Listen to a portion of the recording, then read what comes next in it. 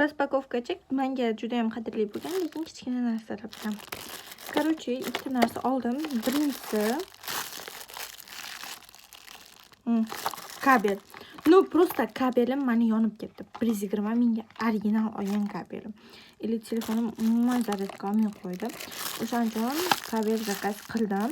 Hozir bitta bor, lekin bu bitta tipa nima, страховка. Chunki unaqa kabelim yonib ketsa, men har kuni Instagramga video qo'yishim kerak, boshqa qilishim kerak. O'shaqa payt qiynalib qolmasligim uchun bitta olib qo'ydim. Tekshirib ko'ramiz. Bu Yandex Marketdan zakaz qilingan, bilmayman, originalmi, yo'qmi.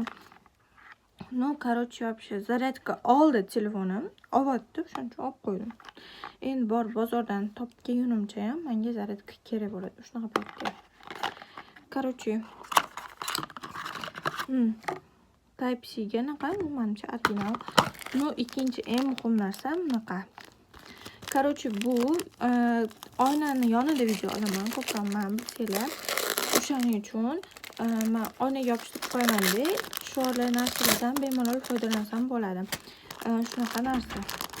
Короче, o'shanda uni orqasi yopishadigan edi, bunaqa ikkitali masida. Или u Vivo'imda qolib ketgan. O'shaning uchun bunga alohida oldim. Bunaqa yopishtirib qo'yib, telefonni qo'yib qo'yib videoga olsanglar bo'ladi. Ikkita tomoni ham yopishadigan.